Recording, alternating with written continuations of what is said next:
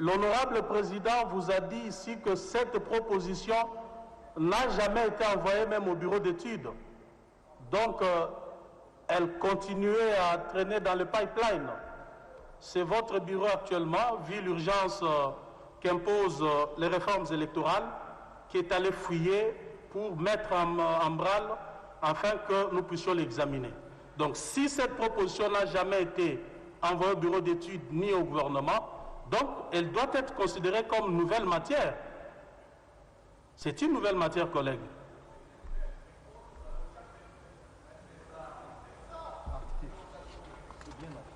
S'il vous plaît, je crois que la formulation proposée par votre bureau est correcte. C'est une nouvelle matière, collègues. Ça va. Vous avez aussi évoqué la question du rapport annuel sur la sécurité sociale. Ici, c'est votre bureau qui vous le présentera.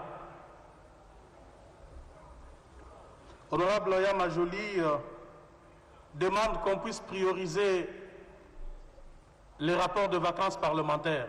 C'est très pertinent, collègues.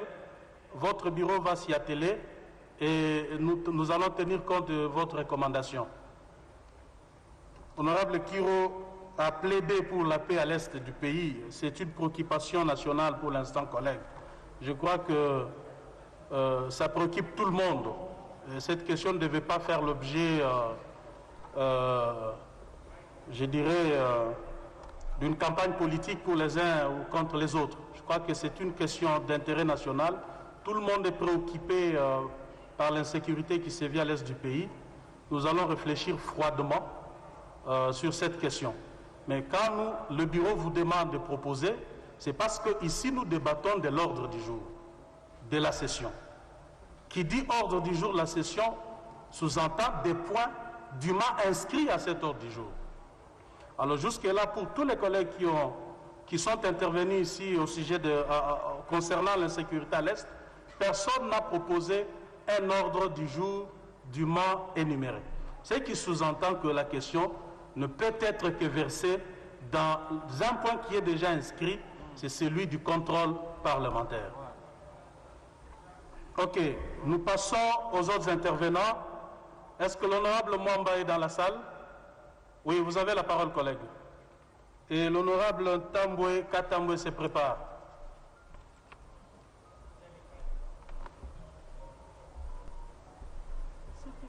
Oui.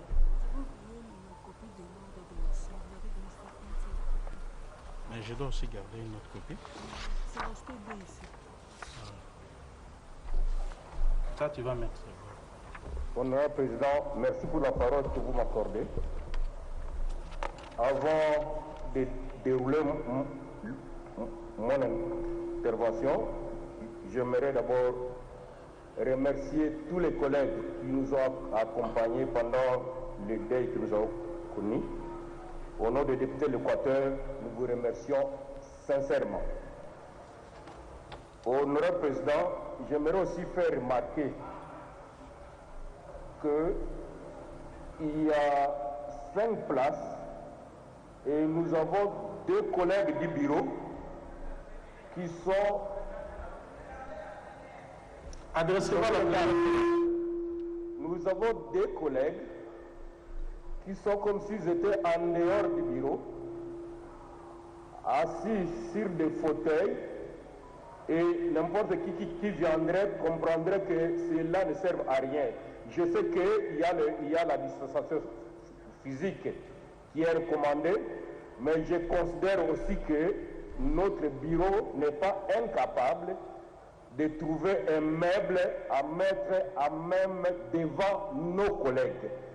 Si vous ne le faites pas, c'est que c'est un manque d'élégance, un manque de solidarité. Merci beaucoup, collègue. Et pour ces collègues-là, j'aimerais que la prochaine fois que nous viendrons, que je trouve qu'il y a un meuble devant eux qui puisse montrer qu'ils sont vraiment du bureau. Honorable Président, sans contredire tous les collègues qui sont passés avant, ils ont presque tout dit, mais je voulais juste insister sur une chose.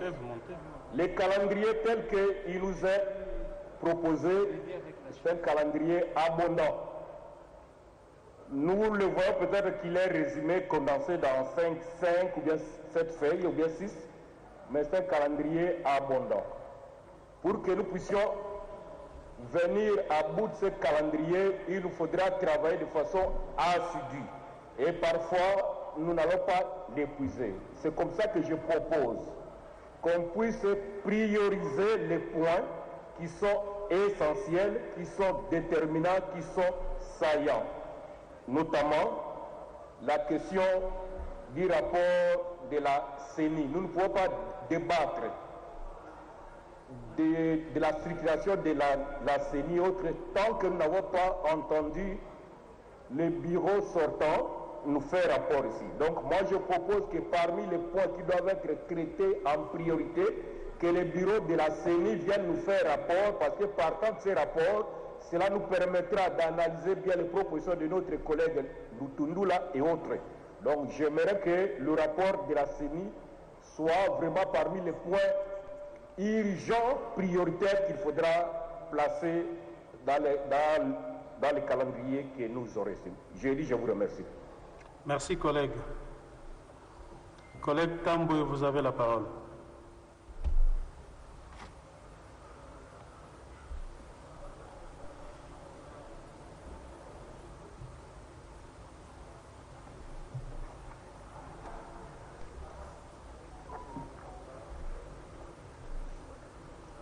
Merci, honorable président des séants, pour la parole. Honorable président des séants, honorable membre du bureau, honorable député, très chers collègues.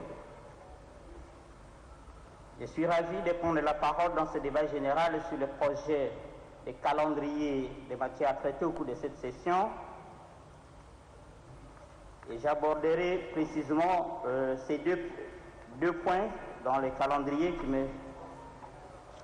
me préoccupent particulièrement. Notamment, pour le premier, c'est celui des arriérés législatifs.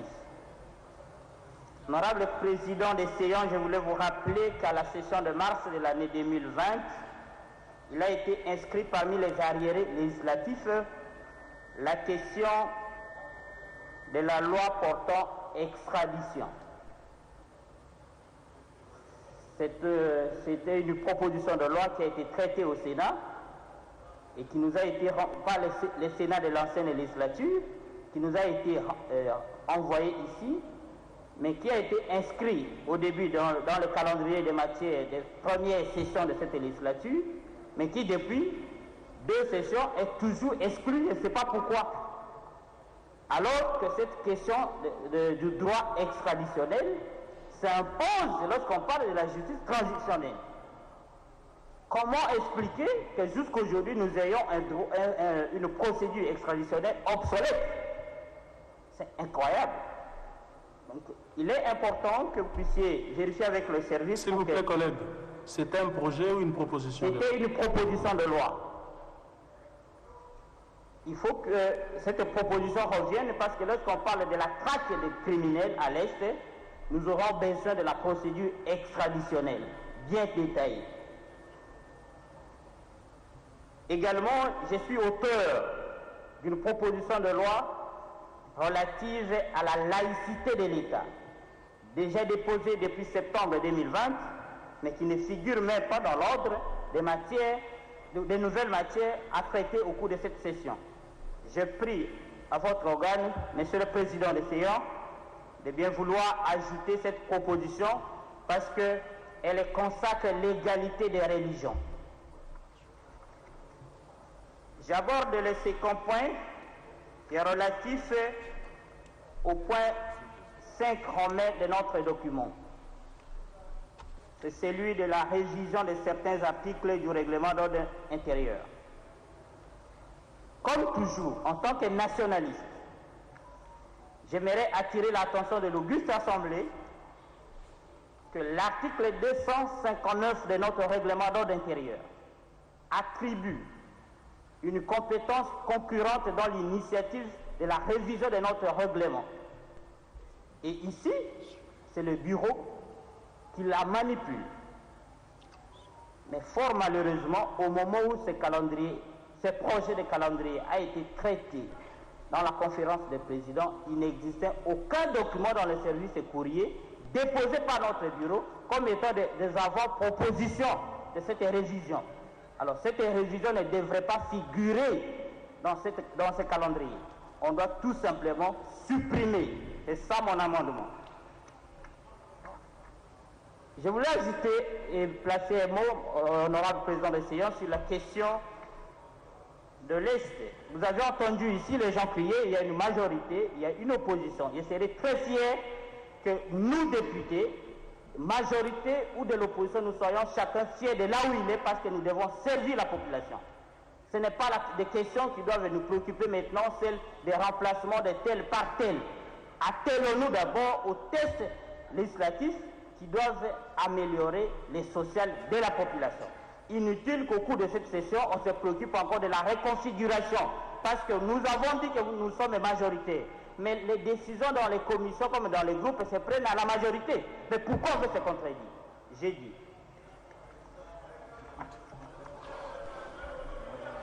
Merci beaucoup, honorable Ntambwe.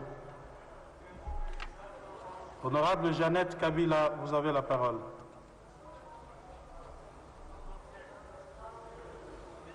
Sans objet? Ok. Honorable Killer Moubambe, vous avez la parole. Honorable Mugireneza se prépare.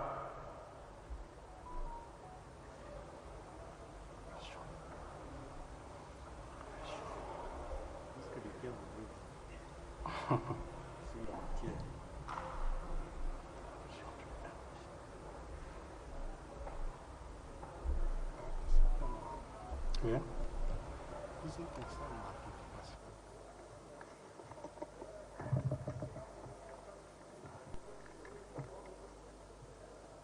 Merci, honorable président, pour la parole que vous m'accordez. Honorable président, chers membres du bureau et chers collègues. Je crois que le gros de tout ce que j'allais dire a été déjà consommé par mes prédécesseurs, mais néanmoins, il y a un adage français qui dit « la répétition a toujours été la mère de la science ». Pourquoi je dis cela, président? Souffrez que je puisse m'exprimer un peu en swahili, président, puisque je dois devoir taper encore une fois de plus avec mon marteau sur le problème de l'Est. Je ne sais pas si vous m'autorisez à parler en swahili, président. Allez-y, collègue. Aksanti, président wa wanabunge, kwani nilipenda kusemezea mambo yanaangalia Est. Hapa niko na mimi nasema ya kama inafai ile mambo inaangalia insécurité ku Est tuitie ku ordre du jour na kufanana. Nadhani wandugu muko hapa, muko wa député national. Collègue Killer. Oui, président. Vous êtes en dehors de l'ordre du jour, s'il vous plaît. Je descends, j'atterris. Hein? Je suis en train d'atterrir, président. Hein? En fait, il y a ceci, collègue. J'atterris, vous allez me comprendre, président. Non, collègue, écoutez, cette question suscite beaucoup de passion. Oui, vous avez demandé la proposition. La position du point, voilà. Je vais la semaine le président. Collègues, ceux-là qui ne comprennent pas, vous pouvez demander aux voisins pour qu'ils puissent vous interpréter. Président, pourquoi nilipenda kusema Mswahili mambo? Parce que pale tuko nazungumuza mu français, bale banduku yetu ya kuwesta bashikia sema tuko nasemelea mambo ya Est ndio tuweke ku ordre du jour. Nasema ile puisque kuko collègue Eliezer alisema ke mkuingia alipata kartasi na mimi vile vile nilipata kartasi banesha kuandika po ordre du jour. Ile français mnataka kusema muproposer ordre du jour iko simple. Population benye banatutuma humu banasema hivi, mufanye nguvu yote mumetre fin ku mambo inaangalia insécurité ku est ya nchi mu maprovince hii Ituri, Nord Kivu, Sud Kivu, na tunaongezako Okatanga na Tanganyika ile mambo yanaangalia bakatakatanga. Jo point gisi iko nadhani français inakuwa na tukoroga mukusemezea hii mambo. Mimi narudia sasa mukifransa president. Accent. Je disais ceci. La proposition. Monasikia? Ok. Mon français est en français. Le point proposé est simple, pas trop de français. La population nous demande de mettre fin à l'insécurité qui règne dans les provinces de Ituri, Nord Kivu, Sud Kivu, Okatanga et Tanganyika. Point très, c'est ça le point à inscrire à ordre du jour. Et pour le reste, nous allons en débattre. Comment créer les commissions en fin de compte dans ce... Mais ce que la population cherche, c'est mettre fin à ces massacres-là. Ça, c'est un des points présidents. Un autre point président que je voulais proposer, le football, le sport va mal, président. Le sport va mal, comment y remédier? Il se pourrait qu'il y aurait, si j'ai bonne mémoire, un projet ou une proposition d'une loi sportive. Alors je ne sais pas avec vos services si vous pouvez nous aider à voir cette matière-là pour qu'à la prochaine ou au courant de cette session, que nous puissions analyser et traiter ce point-là. C'est vraiment une honte que notre équipe nationale commence à être chicotée au moment où c'est nous qui sommes les rois des Fimbo, mais le Fimbo commence à se retourner et sur le bilan du chef de l'État, ça sera vraiment un échec si nous ne parvenons pas à redresser ou à rehausser le niveau de notre pays. Ça, c'est un point là. Donc, si on peut nous fouiller dans les documentations, on pourra trouver ce projet ou cette proposition de loi.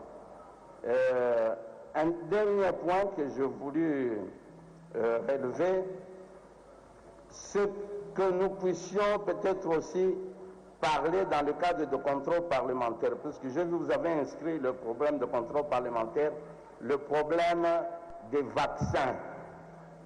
Il y a trop de rumeurs dans nos écoles, trop de rumeurs au niveau des marchés, trop de rumeurs dans nos quartiers, trop de rumeurs dans nos communes.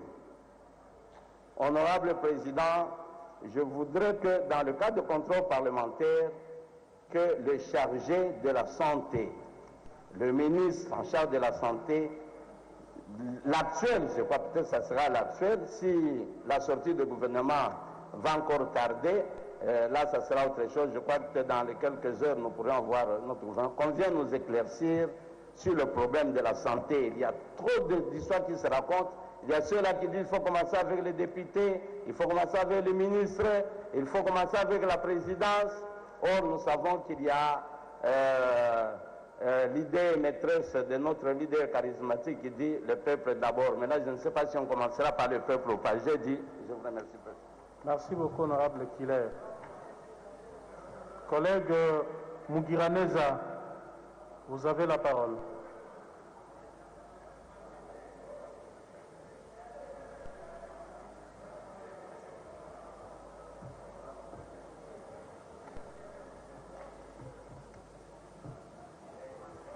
Honorable Président, merci pour la parole.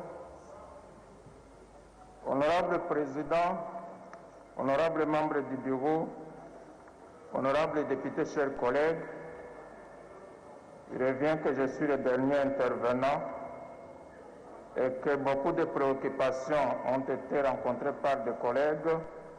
Je vais me limiter uniquement à un point qui n'a pas été abordé par les collègues qui m'ont précédé.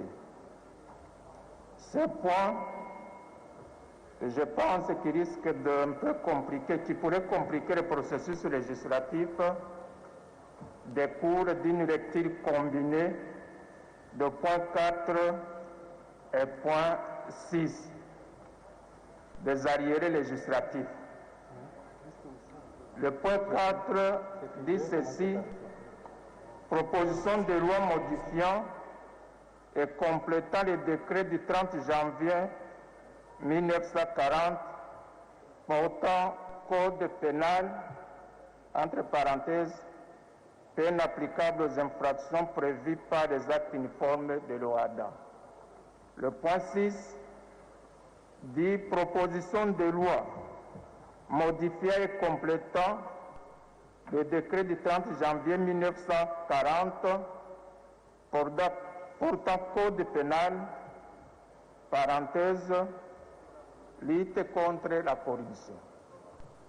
Honorable Président, honorable député, chers collègues, je me dis, si dans la même période, par la même chambre et la même commission, parce que les deux textes vont à la PAJ, les deux textes sont abordés différemment, il y aura une même loi, parce que la loi, c'est la proposition de loi modifiant et complétant le code pénal. C'est ça l'intitulé. Il n'y aura pas de différence quant à l'intitulé de la loi. C'est seulement dans le corps du texte qu'on va trouver des différences.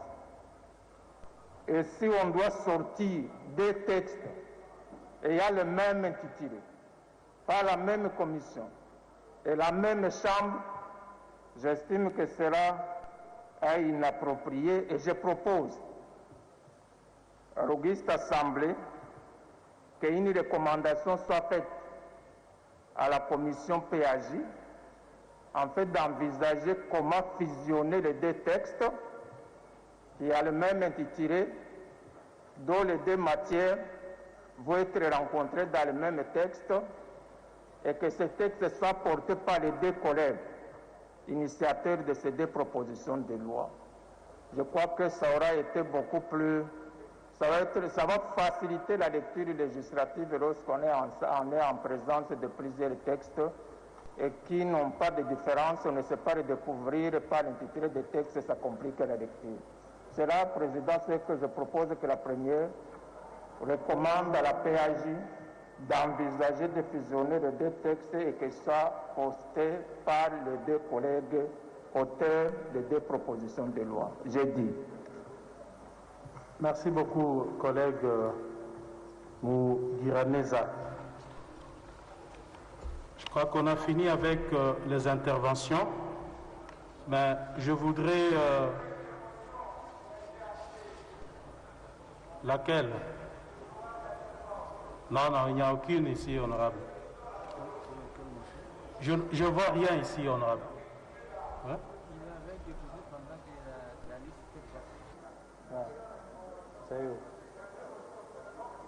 Ok, ça va, collègue. On me confirme que vous avez déposé votre demande. Vous avez la parole.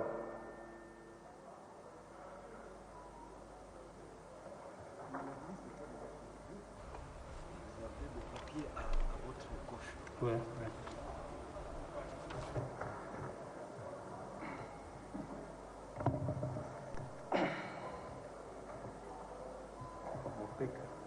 Monsieur le Président de l'Assemblée nationale, distingués collègues députés, effectivement, je sollicite la parole sur adjonction. Et on me l'accorde. Ça, c'est un signe clinique qui atteste à suffisance que désormais, la démocratie respire dans cette maison. Monsieur le Président, je veux intervenir sur la nécessité d'adjoindre à votre calendrier, ou disons projet de calendrier, des matières importantes qui ont été omises par inadvertance lors de la dernière réunion de la conférence des présidents. Et j'ai toujours d'ailleurs considéré pour ma part que l'oubli aussi était un droit en démocratie. Mais la nécessité des corrections constitue à mon avis un impératif de vitalisation de la démocratie. Je vais intervenir sur les arriérés législatifs. Je crois que vous avez assez entendu arriérés législatifs. Je voudrais faire observer en même temps que les concepts en droit parlementaire sont connotés. Ils ont un sens. Derrière un concept, il y a une dimension sémantique spécifique. Lorsqu'on dit arriéré, c'est peut-être pour corriger les débats qu'il y a eu tout autour ici, tout à l'heure avec mon aîné honorable, je le vois, le nom est parti, qui est intervenu justement sur la demande, la proposition de l'honorable Mbata. Quand il dit arriéré législatif, ce sont des matières retenues à la session passée clôturée, dont la session en cours se charge de traiter en toute priorité. Ici, il n'est pas question qu'on puisse engager un débat d'opportunité d'une loi qui a été dûment inscrite lors de la session passée. Parce que son inscription a été faite en plénière. Et cette décision est une résolution. Parallélisme de forme et de compétences étant, une résolution ne peut ébranler qu'une résolution. Justement, là, je pose le problème de la proposition de loi sous le service militaire obligatoire, qui a suivi son cursus normal dans le processus formatif de loi comme toute autre loi, qui d'ailleurs a reçu des avis favorables du bureau d'études et qui a été dûment envoyé au gouvernement pour observation.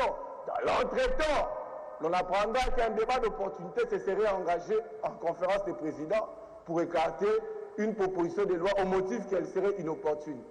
À mon avis, ce débat qu'il y a eu en conférence des présidents, je l'ai dit non aussi par rapport à la loi, la proposition de l'honorable Mbata, peut être considéré comme n'avoir jamais eu lieu. Parce qu'en bon droit, une résolution de l'Assemblée nationale ne peut être écoulée que par une résolution contraire. Et donc, je propose, parce qu'il faut proposer en termes d'atterrissage, effectivement, que cette loi soit inscrite pour éviter l'inflation législative inutile en termes d'arriérés dans notre Chambre. Je propose que cela soit inscrite et qu'elle soit cette fois-ci débattue parce qu'il y a nécessité de sécurisation, surtout à la partie Est. J'ai entendu dire ici que l'Est du pays était demandeur de la sécurité. Ça, c'est dans un premier point. Dans un deuxième point, une deuxième adjonction, mais cette fois-ci, je vais davantage saler ma motivation. Mais lorsque vous regardez, vous lisez ces projets de calendrier de travaux de la session ordinaire, vous remarquerez qu'il y a une matière importante. Je ne dis pas qu'elle a été insidieusement omise par inadvertance, encore une fois de plus. Les renouvellements par tiers des membres de la Cour constitutionnelle. Mais ici, nous faisons quoi? Nous ne renouvelons pas, mais parce que nous participons dans le processus de désignation des membres de la Cour, nous devons inscrire dans notre calendrier, parce que c'est au mois d'avril, ça va bientôt échoir, l'impératif d'examiner cette question dans une de nos plénières à venir. Parce que, écoutez, les collègues, la Cour constitutionnelle, quand même, il faut qu'on se le dise. Collègue Daniel, je constate que vous n'étiez pas dans la salle lorsque collègue Moubouz a posé la même question. Vous êtes arrivé en retard. Vous me permettez, Président? Oui, ça va. J'ai dit tout à l'heure, peut-être vous ne m'avez pas suivi, Président, qu'elle a été abordée, cette question, mais sommairement. Je vais saler la motivation. Peut-être vous ne m'avez pas suivi. Donc je propose, parce que c'est d'une nécessité absolue, en 2019-18, la Cour a raté d'être renouvelée. Parce qu'il n'y a pas eu tirage au sort, mais par contre, le sort a tiré le sort des juges. Il y en a 2 qui ont démissionné, il y en a un qui est mort. Donc, en lieu et place du tirage au sort, le sort avait décidé du sort des juges. Nous proposons, en guise de motivation par rapport à la demande formulée par l'honorable Mombunza, que la question soit inscrite et ainsi nous aurons rendu service à la justice qui nous a aidés à obtenir des mains de maître le basculement de la majorité. Je vous remercie. Merci beaucoup, collègue. Alors, nous mettons un point terme la motion après. Nous venons là de clôturer avec les interventions des honorables députés, mais avant de passer à autre chose, permettez-moi de ramasser les quelques préoccupations qui ont été soulevées. L'honorable Roger Mwamba demande à ce que nous puissions prioriser les rapports de la CENI, parce que c'est de ces rapports que découlera les réformes que nous voulons que nous appelons de tous nos voeux. C'est pertinent, honorable. Le bureau va tenir compte de cette observation. L'honorable Tamboué demande pourquoi la proposition de loi sur l'extradition renvoyée à l'Assemblée nationale pour seconde lecture n'est pas alignée dans les matières considérées comme arriérés législatifs. Donc, les services viennent de me donner des précisions quant à ça. En fait, en réalité, le calendrier qui vous est proposé là doit en fait subir une petite modification en y ajoutant une rubrique dit arriéré législatif bien sûr, mais dont les matières sont réceptionnées du Sénat pour deuxième lecture. Donc ce sont des matières qui seront dans une rubrique proprement dit. Je crois que lors de la prochaine réunion de la conférence des présidents, nous allons discuter sur la question. Donc, honorable, vous avez raison de poser cette question. Et là, je réponds aussi directement à l'honorable Roger Mwamba, qui avait aussi posé la même question. Donc, toutes les propositions de loi renvoyées ici pour seconde lecture devront avoir une rubrique propre à elles. L'honorable Tamboué demande aussi la suppression dans les calendriers du point relatif à la révision du règlement intérieur du fait de l'absence du contenu même de ces points. Je crois que l'honorable président a répondu à cette question. Il a évoqué à la volée, par exemple, la difficulté que nous avons eue ici lorsque le bureau de l'Assemblée nationale dans son ensemble a été mis en cause. Il nous a été difficile ici de mettre sur pied le bureau provisoire qui devait passer par le secrétaire général. Tout cet imbroglio, ça nous a mis un peu en difficulté. Nous voulons adapter les règlements d'ordre intérieur par rapport à la réalité que nous venons de vivre dans notre chambre. Il n'y a rien de suspect dans cette proposition, chers collègues. L'honorable Killer a plus parlé de la paix à l'Est, que nous voulons de tout notre vœu. Et par la même occasion, j'appelle la classe politique dans son ensemble à s'y mettre pour que la paix soit réellement au rendez-vous à l'est de notre pays. L'honorable Mugiraneza propose le mixage de deux propositions de loi, notamment la proposition de loi modifiant et complétant les décrets du 30 juin 1940 portant code pénal, peine applicable aux infractions prévues par les actes uniformes de l'EADA, et la proposition de loi modifiant et complétant les décrets du 30 janvier 1940 portant code pénal, lutte contre la corruption. Mais à mon avis, je pense que c'est deux lois différentes, c'est deux propositions de loi différentes. D'autant plus que c'est vrai, ça modifie le code pénal, mais avec deux matières distinctes. Je crois que c'est deux matières distinctes, bien que ça modifie le même texte. Et à mon avis, ça doit faire l'objet de deux propositions distinctes, parce que les modifications ne visent pas un même objectif. N'est-ce pas, honorable Luquin Madianvita? Parce que vous êtes auteur de la proposition de loi modifiant complétant les décrets du 30 janvier 1940. Oui. On voudrait avoir votre point de vue là-dessus.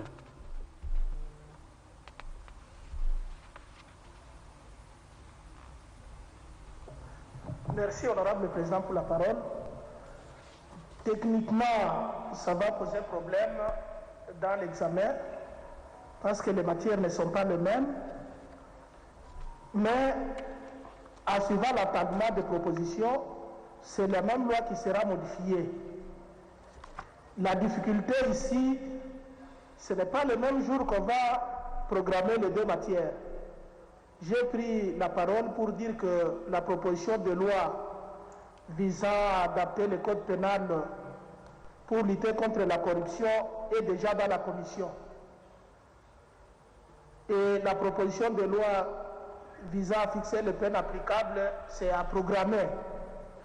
Soit on doit retarder ce qu'on devrait déjà faire, en attendant qu'on puisse envoyer les deux matières à la commission, les traiter au même moment, soit il faut commencer par ce qui est déjà au niveau de la commission, c'est l'option qu'il faut lever par la plénière. Sinon, on peut les mettre ensemble si on autorisait ça par la plénière. Ça ne posera aucun problème. Merci. Merci beaucoup, honorable Luquin. Un avis contraire? Honorable Sakata, vous avez la parole.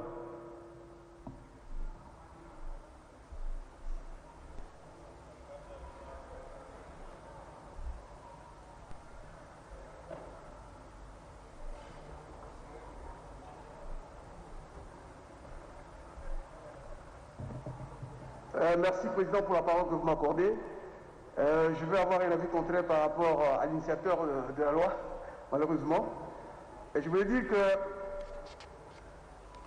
le décret de 1940 portant code pénal est véritablement un code. Cela veut dire qu'il y a plusieurs aspects qui sont abordés dans ce code.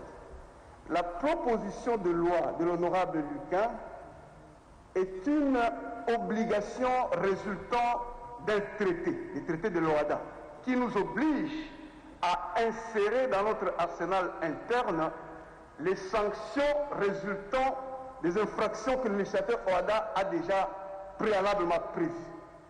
Donc pour moi, il n'est pas possible de faire le mélange entre ces différents éléments. L'on pouvait encore comprendre que l'on fasse le mélange entre la proposition de loi de l'honorable Mbata et la proposition de loi sur la corruption, mais on ne peut pas mélanger ça avec votre proposition de loi qui est une obligation résultant du traité OHADA. Il n'y a pas de lien commun, quoique le tout fasse partie du code pénal. Et d'ailleurs, Monsieur le Président, je voudrais vous informer, parce que je n'ai pas pris la parole, et qu'apparemment vos services ont négligé toutes mes propositions de loi, c'est que moi également, j'ai fait une proposition de loi pour enlever du code pénal la peine de servitude pénale, ainsi que la peine de travaux forcés. Mais je n'ai pas entendu parler de ça ici. C'est ça que... Ça, on peut le mêler avec la loi du collègue Mbata et d'autres, mais pas votre loi avec celle contre la corruption. Merci, Monsieur le Président. Oui, merci beaucoup. Voilà, un débat des juristes s'ensuit maintenant. Oui, les juristes ne s'entendront pas sûrement. Alors, dans ce cas, nous renvoyons la question dans la PAJ. Alors, c'est à la PAJ d'éclairer notre lanterne à ce sujet. N'est-ce pas? Merci. Ça va. Alors, il y a une motion, je crois avoir vidé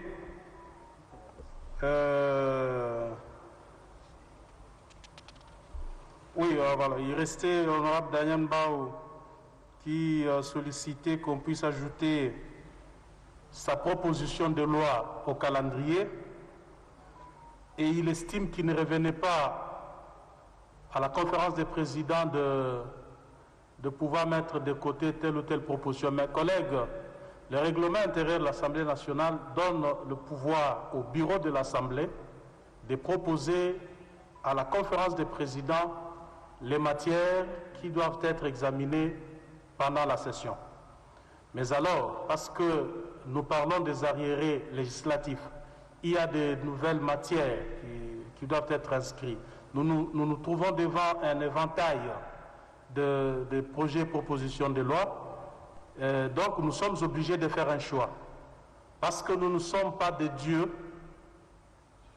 eh bien, il arrive que nous fassions un choix qui contente les uns pour mécontenter les autres.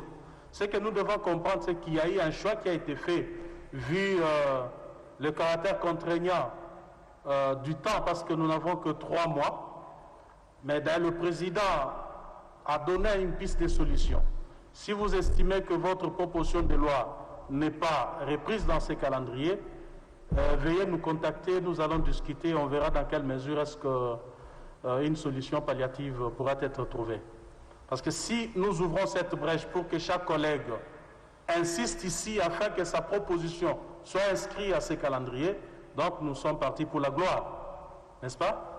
Donc, j'estime que cette question devra être discutée en aparté. On verra dans quelle mesure on trouvera de solution. La question concernant les juges de la Cour constitutionnelle, ça c'est très pertinent. Je crois que le bureau va s'y atteler pour faire une proposition dans les jours qui viennent à la conférence de présidents et la plénière sera tenue informée à ce sujet. Je crois avoir vidé. Il y a une motion. Voilà. Il y a 2 motions alors. Il y a une motion des élus du Nord Kivu qui sera portée par l'honorable Paul Moïndo. Est-ce qu'il est dans la salle? C'est qui? C'est l'honorable Mwanza. Hein?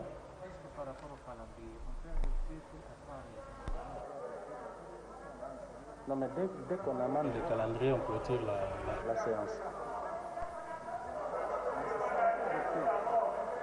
Non, s'il vous plaît, écoutez, qu'ils passent leur motion. Laissez-les passer leur motion.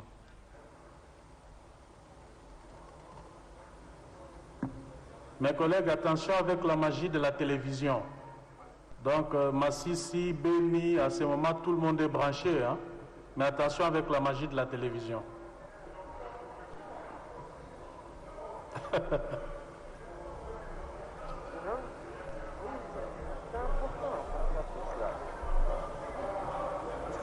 Merci. Oui, c'est ainsi. Ouais.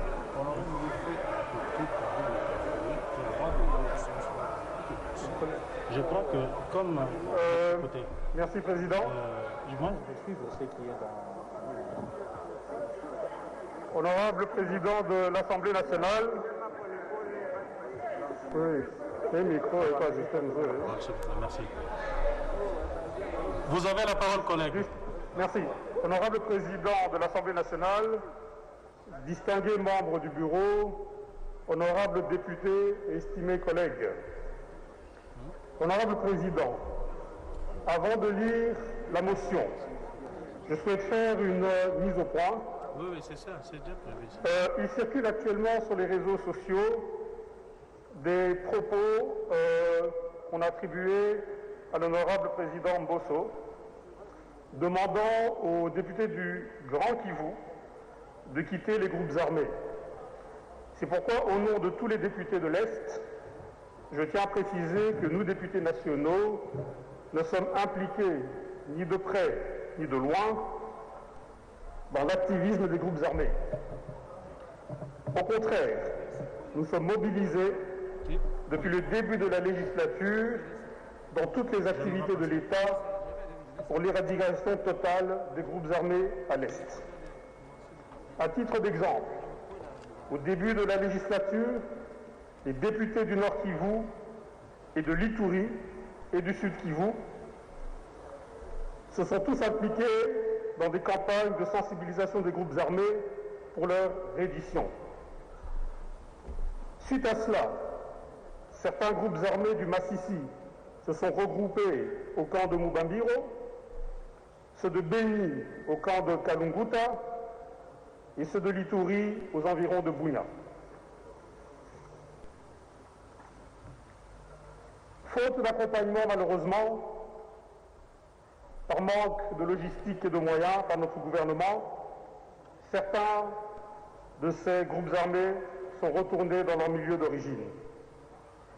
Honorable Président de l'Assemblée nationale, distingués membres du bureau, honorables députés et estimés collègues, nous prenons la parole aujourd'hui par motion d'information au nom de tous les députés nationaux élus du Nord Kivu pour que la nation congolaise tout entière, à travers la représentation nationale, soit informée des faits d'une extrême gravité qui se déroule dans la province du Nord Kivu, essentiellement dans la région de Béni, lesquels faits sont assimilables à l'Holocauste qu'a subi le peuple juif lors de la Deuxième Guerre mondiale.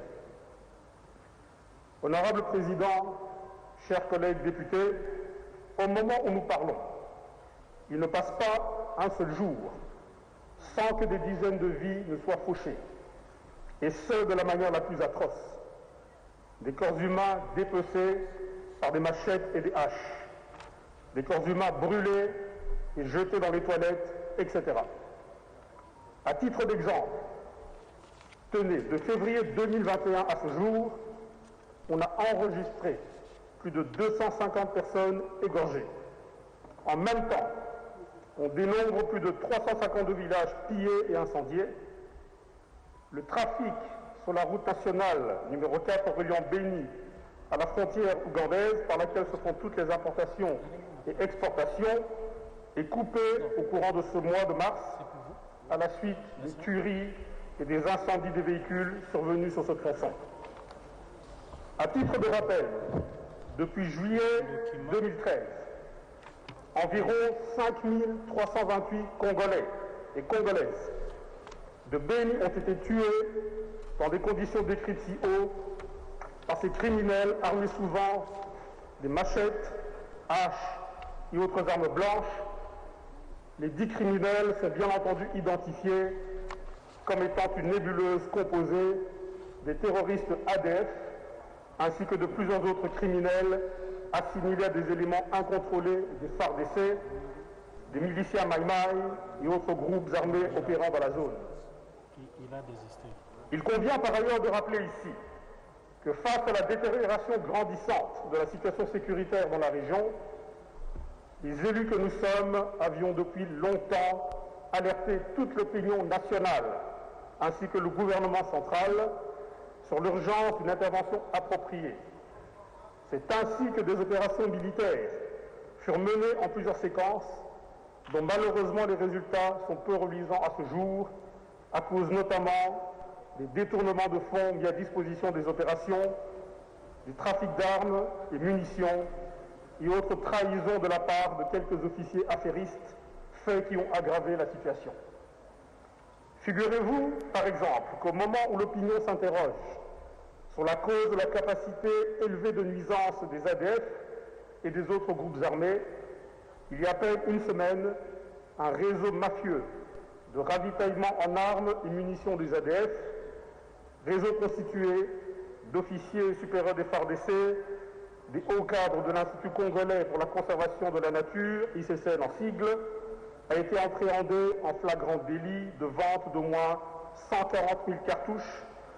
Ce même réseau est à la base d'une distribution régulière des équipements militaires FARDC, dont les tenues militaires, les armes lourdes et légères, aux groupes armés et surtout aux ADF, ce qui constitue une preuve suffisante de l'implication avérée de certains officiers véreux des FARDC dans les massacres des populations des autres patriotes militaires.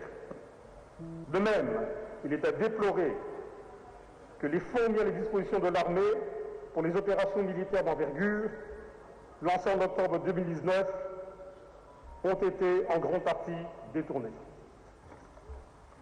Malgré les dénonciations des élus, les auteurs n'ont jamais été inquiétés.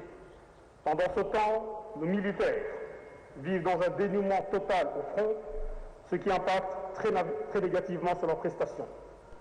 Au-delà de la situation préoccupante à Béni, nous attirons l'attention particulière de l'opinion sur la dégradation de la situation sécuritaire dans d'autres territoires du Nord Kivu, avec l'activisme des groupes armés dans les territoires de Massissi, Walikale et de Lubero, les kidnappings et les assassinats ciblés à Rutshuru, Nyiragongo et ville de Goma.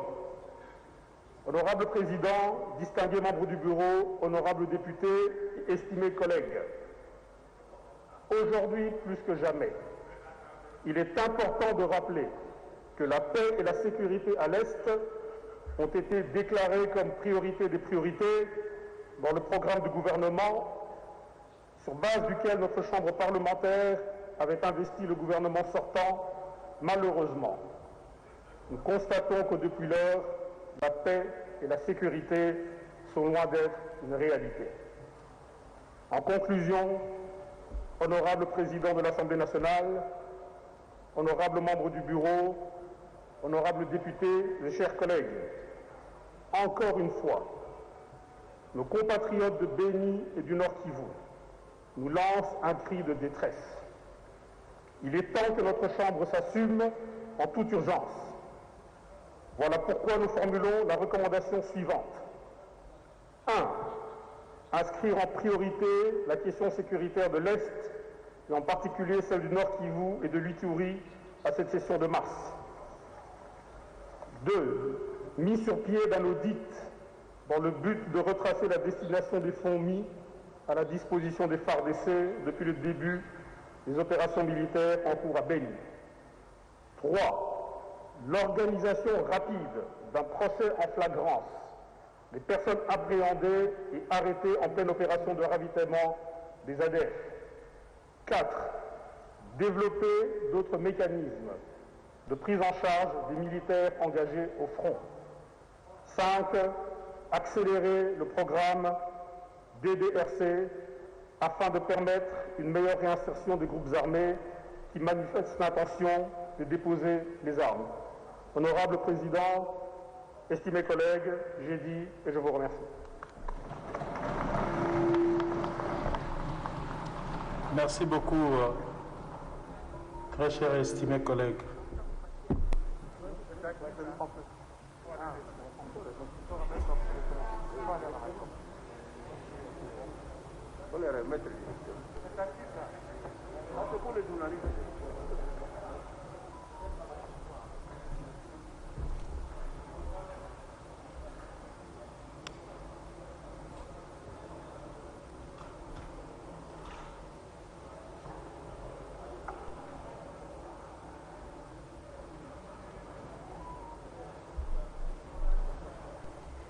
Répréhensible. Ok. Estimés collègues, sentez-vous soutenus par l'ensemble des députés nationaux réunis dans cet hémicycle et par ricochet par l'ensemble de notre peuple. La question de l'insécurité à l'est du pays préoccupe tout Congolais épris de justice et de paix. Et nous devons tous regarder dans la même direction pour éradiquer ces fléaux qui déciment nos frères et sœurs. Mais je voudrais tout de même expliciter, parce que j'ai entendu dans la déclaration que le président de l'Assemblée aurait demandé aux honorables députés de l'Est de quitter les groupes armés. Non, non, parfois vous ne l'avez pas bien compris. Honorables députés, comme vous le savez tous, la situation de l'Est plonge et va dans tous les sens. Chaque personne a son interprétation. Chaque personne donne sa version des faits. Nous avons eu à nous entretenir avec plusieurs personnalités dans le cadre du bureau, bien entendu. Les versions que nous avons entendues, nous ne pouvons pas les mettre sur la place publique. Je ne peux pas vous dire ici ce qui nous a été rapporté par les services de renseignement, par non seulement les services de renseignement congolais, mais aussi des pays occidentaux qui ont plus de moyens pour mener des investigations. Je crois que l'appel du président Bosso va dans un sens au-delà d'indexer un groupe d'individus. Ça va au-delà, parce que on pointe XY qu'on ne peut pas citer ici, parce qu'il sera demandé de preuves à gauche, à droite, mais tout simplement nous interpellons à tout Congolais de s'intéresser sur cette question. Pour tout Congolais, parce que quand on est Congolais, on a l'âme du pays. on est patriote, n'est-ce pas? On ne peut pas être congolais et participer à la destruction de son propre pays ou s'adonner à des actes de criminalité comme ça se passe à l'Est. Donc nous demandons, le président Bosso interpelle ceux qui, entre guillemets, seraient derrière ces histoires. Parce que nous ne voulons pas ici vous dire c'est une question d'État, c'est une question de sécurité et nous ne sommes pas appelés à dévoiler tout sur ces micros. Cette interpellation, s'il aurait cité des députés, en tout cas, je crois que ce n'était pas ça son intention. Son intention était d'interpeller toute personne, acteurs politiques, acteurs de la société civile, militaires, qui serait derrière tout ce qui se passe à l'Est, de se retirer. Et ça, c'est clair qu'il y a des gens qui tirent les ficelles dans tout ce qui se passe à l'Est du pays. Et alors, tout ce que nous disons, c'est que demain, lorsque les gens seront interpellés, votre bureau ne sera pas là pour protéger qui que ce soit.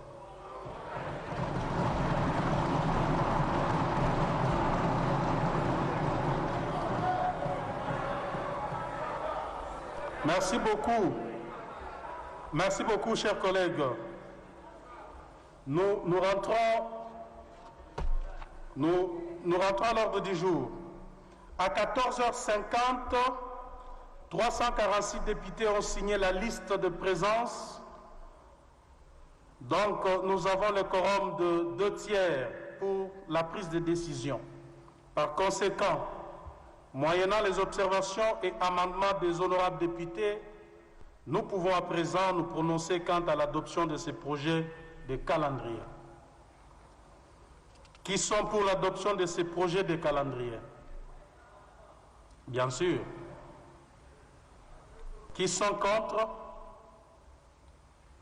Qui s'abstiennent? Au vu du résultat des votes, le calendrier des travaux de la session ordinaire de mars 2021 est adopté par l'Assemblée plénière.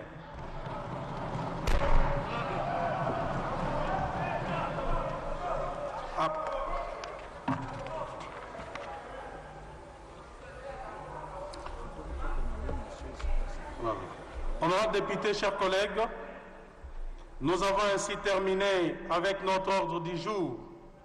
Il ne me reste plus qu'à vous remercier pour avoir pris part activement à nos travaux. La séance est levée.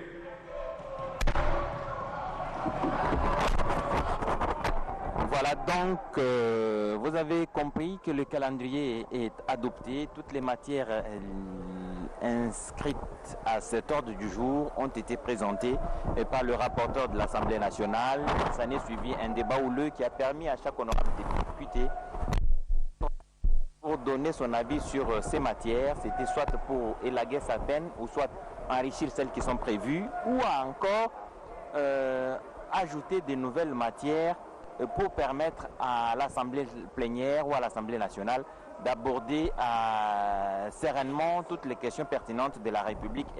Il y en a plusieurs qui sont urgentes, notamment celles relatives à la Commission électorale nationale indépendante, mais il y a aussi celles relatives à la question sécuritaire dans l'Est de la République démocratique du Congo. Il y a plusieurs matières qui vont être abordées au cours de cette session. Les honorables députés ont donc donné leur accord